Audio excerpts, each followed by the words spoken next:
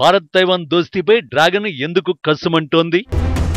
Taipei New Delhi మధ్య దోస్తీతో బీజింగ్కు వచ్చిన చిక్కేంటి? చైనాకు చెక్ పెట్టే విషయంలో ఇండియా గేర్ మార్చిందా? తైవాన్ 2.3 కోట్ల జనాభా ఉండే చిన్న ద్వీపదేశం. ఈ పేరు వినపడగానే వెంటనే డ్రాగన్ కంట్రీ స్ఫురణకు వస్తుంది. ఎందుకంటే ఈ ద్వీపదేశంపై డ్రాగన్ కన్ను ఇప్పటిది కాదు. దశాబ్దాలుగా తైపీ ఆక్రమణ కుట్రలు జరుగుతూనే ఉన్నాయి. ప్రజాస్వామ్య ప్రభుత్వ పాలనలో కొనసాగుతున్న తైవాన్ ను 70 ఏళ్లుగా మాతృదేశానికి ద్రోహం తలపెట్టిన భూభాగంగా పరిగణిస్తోంది చైనా. దాన్ని తమ దేశంలో భాగంగానే గుర్తించాలంటూ ప్రపంచ దేశాలన్నింటిపైన ఒత్తిడి తెస్తోంది కూడా. దీంతో చాలా కొద్ది దేశాలు మాత్రమే తైపీతో అధికారికంగా దౌత్య సంబంధాలు నెరపుతున్నాయి. అత్యధిక దేశాలు అనధికారికంగా సంబంధాలు కొనసాగిస్తున్నాయి. సింపుల్ గా చెప్పాలంటే తైవాన్ అంతర్జాతీయ హోదాపై ఓ స్పష్టత అంటూ లేదు. ఇలాంటి సమయంలో తైవాన్ తో ఏ దేశము ఎలాంటి ఒప్పందాలు కుదుర్చుకున్నా బీజింగ్ కు ఎక్కడో కాలుతుంది. కానీ ఇండియా ఆ విషయంలోనే చాలా కాలంగా జిన్పింగ్ ప్రభుత్వాన్ని ఓపెన్ గా సవాల్ చేస్తోంది. తైవాన్ కు దౌత్యపరంగా దగ్గరవుతూ చైనాను రెచ్చగొడుతోంది. తాజాగా ముంబైలో తైపీకి చెందిన తైపీ ఆర్థిక సాంస్కృతిక మండలి కార్యాలయం ప్రారంభమైంది. ఈ తరహా కార్యాలయాలు ఇప్పటికే ఢిల్లీ, చెన్నైలో ఉన్నాయి. ఇది 3వ ఆఫీస్. ఈ ఆఫీసే చైనాకు చెరెత్తుకొచ్చేలా చేసింది. తైపీ ఆర్థిక సాంస్కృతిక మండలి పేరుతో కార్యాలయాలు ఏర్పాటు చేస్తున్నా అవి 2 దేశాల మధ్య దౌత్య కార్యాలయాలతో సమానమని బీజింగ్ కు తెలుసు. అందుకే ఈ విషయంలో నిరసన తెలుపుతున్నట్టు ప్రకటించింది. ప్రపంచంలో ఒకే చైనా ఉంది. తైవాన్ మా దేశంలో విడదీయరాని భాగమని చైనా విదేశాంగ శాఖ అధికార ప్రతినిధి మావో నింగ్ తెలిపారు. తమతో దౌత్య సంబంధాలున్న దేశాలు తైవాన్ తో అధికారికంగా సంబంధాలు నెరపడాన్ని, సంప్రదింపులు జరపడాన్ని గట్టిగా వ్యతిరేకిస్తామని స్పష్టం చేశారు. వన్ చైనా పాలసీకి గట్టిగా కట్టుబడతామని భారత్ హామీ ఇచ్చిందని అన్నారు. 2 దేశాల సంబంధాలకు ఇది పునాది అని తెలిపారు. చైనాకిచ్చిన హామీని భారత్ నిలబెట్టుకోవాలని కోరారు. కానీ చైనా నిరసనపై రియాక్ట్ అవ్వాల్సిన అవసరం ఇండియాకు లేదు. ఎందుకంటే తైవాన్ తో సంబంధాల విషయంలో భారత్ కు కావలసినంత క్లారిటీ ఉంది. కానీ భారత్ తైవాన్ మధ్య దౌత్య సంబంధాలు మొదలైతే చైనాకు వచ్చిన చిక్కులేంటి? ఎందుకని వన్ చైనా అంశాన్ని ప్రస్తావిస్తోంది? ఒక సైనికుడు మరణించకూడదు, ఒక చుక్క రక్తం కనిపించకూడదు, ఒక మిసైల్ వేస్ట్ కాకూడదు. కానీ తైవాన్ తన వశమైపోవాలి. ప్రస్తుతం బీజింగ్ ఆలోచనలు ఇలాగే సాగుతున్నాయి. అందుకు డ్రాగన్ కంట్రీ దగ్గర డోటీ ప్లాన్ దౌత్యం. అంతర్జాతీయంగా తైపీని ఏకాకిని చేస్తే దిక్కులేక తన దారికి వస్తుంది అన్నది జిన్పింగ్ సర్కార్ ఆలోచన. ఈ వ్యూహాన్ని కొత్తగా ఏం మొదలు పెట్టలేదు. దశాబ్దానికి ముందే అమల్లో పెట్టేసింది. ఇప్పుడు కాస్త వేగాన్ని పెంచుతోంది అంతే. ఈ ఏడాది మొదట్లో పసిఫిక్ ద్వీపదేశం పక్కాగా అమలు చేసింది. జనవరి మొదట్లో పసిఫిక్ ద్వీపదేశం నౌరు తైవాన్ తో దౌత్య సంబంధాలను తెంచుకుంది. అందుకు సరైన కారణం కూడా చెప్పలేదు. ఆ తర్వాత చైనాతో దౌత్య సంబంధాలను పునరుద్ధరించుకొని ఆ కారణమేంటో చెప్పకనే చెప్పేసింది. నౌరు విషయంలో ఖచ్చితంగా బీజింగ్ ఒత్తిడి కనిపించింది. నయానో భయానో నౌరును తైపీకి దూరం చేసి తనకు దగ్గర చేసుకుందనే చర్చ కూడా అప్పట్లో జోరుగా జరిగింది. అందులో అనుమానించడానికేం లేదు. ఎందుకంటే చైనా తీరే అంతా.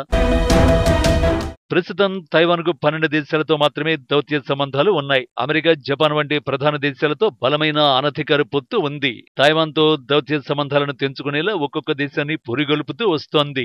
2016 నుంచి 10 దేశాలు తైవాన్ కు దూరమై చైనాకు దగ్గరయ్యాయి. తైవాన్ కు దౌత్య సంబంధాలున్న 12 దేశాల్లో 7 లాటిన్ అమెరికా, కరీబియన్ దేశాలు, 3 పసిఫిక్ ద్వీప దేశాలు, 1 ఆఫ్రికా దేశం. తైవాన్ కు మిగిలిన మిత్ర దేశాలన్నీ వర్ధమాన దేశాలే కాబట్టి పెట్టుబడులు కుమ్మరించి వాటిని తన ప్రాబల్యంలోకి తెచ్చుకోవడం బీజింగ్ కు పెద్ద కష్టమేం కాదు. ఈ చర్యలన్నీ తైవాన్ ను అంతర్జాతీయంగా ఏకాకిని చేసే చైనా వ్యూహంలో భాగమే. తైవాన్ ను అంతర్జాతీయంగా ఏకాకిని చేస్తే ఆ చిన్న దేశానికి తాను మాత్రమే దిక్కవుతాననేది డ్రాగన్ ప్లాన్. వాస్తవానికి తైవాన్ విషయంలో చైనాకు కావలసింది ల్యాండ్ కాదు, తైపీ ఆర్థిక వ్యవస్థ. ఇంకాస్త వివరంగా చెప్పాలంటే ఆ దేశ ఆర్థిక బలం సెమీకండక్టర్ ఇండస్ట్రీ. ఆసియా భౌగోళిక రాజకీయంలో తైవాన్ అత్యంత కీలకం. ప్రపంచ సాంకేతిక నాయకత్వ భవితవ్యంలోనూ తైవాన్దే ప్రధాన పాత్ర. ప్రపంచ సెమీకండక్టర్ల ఉత్పత్తిలో 60% పైగా, అత్యాధునిక చిప్పులలో 90% పైగా అక్కడి నుంచే వస్తాయి. ల్యాప్టాప్లు, స్మార్ట్ ఫోన్ల నుంచి కార్లు, ఉపగ్రహాల దాకా ఎలక్ట్రానిక్ ఉపకరణాలన్నింటికీ అవి ప్రాణాధారం. సింపుల్ గా చెప్పాలంటే ఫ్యూచర్ లో తైవాన్ సెమీకండక్టర్ ఇండస్ట్రీ ప్రపంచాన్ని ఏలబోతోంది.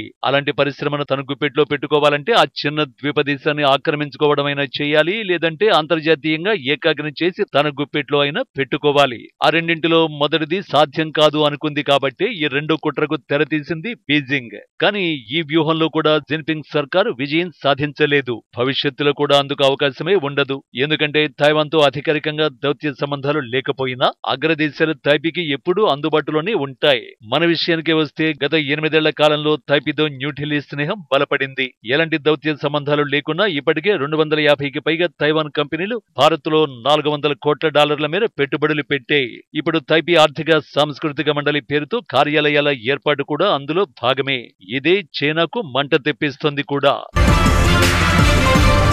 నిజానికి మోడీ మూడోసారి గెలిచిన తర్వాత వ్యూహాత్మకంగా తైపీతో దౌత్యపర సంబంధాలకు అధిక ప్రాధాన్యమిస్తున్నట్టు కనిపిస్తోంది. జూన్ నెలలో లోక్సభ ఎన్నికల్లో ఎన్డీఏ కూటమి గెలుపొందడంపై హర్షం వ్యక్తం చేస్తూ తైవాన్ అధ్యక్షుడు లాయ్ చింగ్ తే ఎక్స్ లో పోస్ట్ పెట్టారు. ఆ పోస్ట్ లో ఈ విజయానికి గాను మోడీకి అభినందనలు తెలుపుతున్నట్టు ప్రకటించిన లై, మోడీ నాయకత్వంలో భారత్ తైవాన్ భాగస్వామ్యాన్ని మరింత మెరుగుపరుచుకోవడం కోసం ఎదురు చూస్తున్నామని, ఇండో పెసిఫిక్ ప్రాంతంలో శాంతి శ్రేయస్సుకు దోహదపడేలా వాణిజ్యం, సాంకేతికత, ఇతర రంగాలపై ఇరు దేశాల సహకారం మరింత విస్తరించాలని ఆకాంక్షిస్తున్నట్టు లాయ్ చింగ్ తే రాసుకొచ్చారు. ఈ పోస్టుకు బదిలిచ్చిన మోడీ తైవాన్ అధ్యక్షుడి హృదయపూర్వక సందేశానికి కృతజ్ఞతలు తెలిపారు. తాము కూడా ఇతర దేశాలతో సన్నిహిత సంబంధాలను కోరుకుంటున్నామని, ఆర్థిక, సాంకేతిక రంగాల్లో పరస్పర ప్రయోజనాల కోసం పనిచేస్తామని ప్రకటించారు. రెండు దేశాల నేతల ఈ కాన్వర్సేషనే డ్రాగన్ కంట్రీకి ఖాళీలు చేసింది. వెంటనే సీన్లోకి వచ్చి ఇది సరికాదంటూ నీతి సూక్తులు వల్లించడం మొదలుపెట్టింది. తైవాన్ ప్రాంతానికి అసలు అధ్యక్షుడే లేడని, చైనాతో ద్వైపాక్షిక సంబంధాలు కలిగి ఉన్న దేశాలు తైవాన్ అధికారులతో అధికారిక సంభాషణలు జరపడాన్ని తాము తీవ్రంగా వ్యతిరేకిస్తున్నామంటూ అభ్యంతరాన్ని వ్యక్తం చేసింది. ఈ ప్రపంచంలో చైనా ఒక్కటే ఉంది, తైవాన్ కూడా అందులోని భాగమే. తైవాన్ అధికారుల రాజకీయాలకు భారత్ ప్రతిఘటించాలి అంటూ విదేశాంగ శాఖ అధికార ప్రతినిధి మావో నింగ్ ఇప్పుడు చెప్పినట్టే అప్పుడు చెప్పుకొచ్చారు. నిజానికి చాలా ప్రపంచ దేశాల మాదిరిగానే తైవాన్తో ఇండియాకు కూడా అధికారిక సంబంధాలు లేవు. కానీ గత కొంతకాలంగా ద్వీపదేశంతో అధికారిక సంబంధాలు ఉన్నాయంటోంది ఎన్డీఏ సర్కార్. అందుకు ఈ రెండు దేశాల మధ్య జరుగుతున్న ఒప్పందాలే ఉదాహరణ. ఈ ఏడాది ఆరంభంలోనే తైపీలో మరోసారి ప్రజాస్వామ్య పాలన అందుబాటులోకి వచ్చింది. ఆ తర్వాత చైనా దురాక్రమణను తిప్పికొట్టేందుకు తైపీ భారత్, అమెరికా దేశాలతో సత్సంబంధాల బలోపేతంపై ఫోకస్ చేసింది. ముఖ్యంగా మన దేశంతో ద్వైపాక్షిక సంబంధాలను బలోపేతం చేసుకోవడంపై దృష్టి సారిస్తూ ఇరు దేశాలకు ఉపయోగకరమైన ఒప్పందాలు కుదుర్చుకుంటోంది. ఇందులో భాగంగానే తైవాన్లో భారతీయులకు ఉద్యోగ అవకాశాలు కల్పించడం కోసం ఇరు దేశాలు ఓ ఒప్పందం కుదుర్చుకున్నాయి. దీనిని తైవాన్ విదేశాంగ మంత్రిత్వ శాఖ స్వయంగా వెల్లడించింది. ఆ ఒప్పందంలో భాగంగా అక్షరాల 1,00,000 మంది భారతీయుల్ని తమ దేశానికి ఆహ్వానించింది తైపీ. తైవాన్ భారత్ దోస్తీలో ఇదో కీలక ముందడుగుగా విశ్లేషకులు అభిప్రాయపడ్డారు.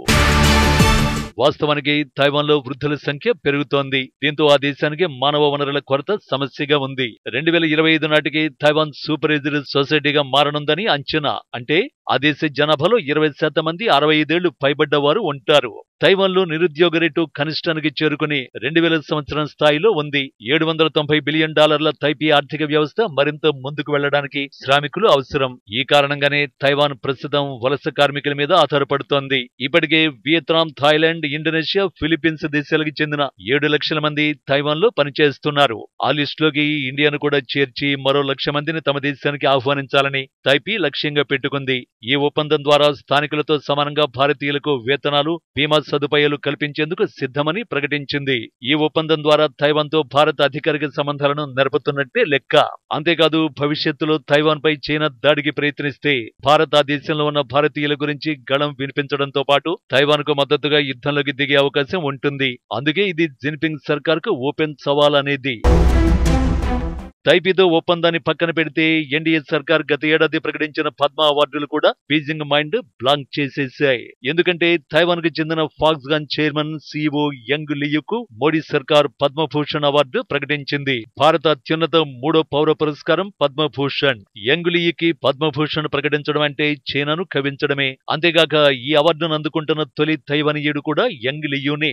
లియుకు పద్మ అవార్డును ప్రకటించడం ద్వారా తైవాన్ ను అధికారికంగా గుర్తించినట్టు చెప్పకనే చెప్పిందన్నమాట. వాస్తవానికి చైనా విదేశాంగ శాఖ అధికార ప్రతినిధి మావో నింగ్ చెప్పినట్టు భారత్ అధికారికంగా వన్ చైనా పాలసీని గుర్తిస్తోంది. కానీ మన పొరుగున ఉన్న శ్రీలంక, పాక్, మాల్దీవుల్లో వేలు పెట్టి ఇండియాను ఇరుకన పెట్టాలనే డ్రాగన్ కుట్రల నేపథ్యంలోనే ఇలా వ్యూహం మార్చాల్సి వస్తోంది. అందులో భాగంగానే తైపీ విషయంలో భారత్ ఏకంగా కాలు పెడుతోంది. తైపీతో అధికారికంగా ఒప్పందాలు, ఆ దేశ పౌరులకు భారత ప్రతిష్టాత్మక పురస్కారాలు ప్రకటించడం ద్వారా బీజింగ్ మైండ్ బ్లాంక్ అయ్యే రేంజ్లో కౌంటర్లు ఇవ్వడం మొదలుపెట్టింది.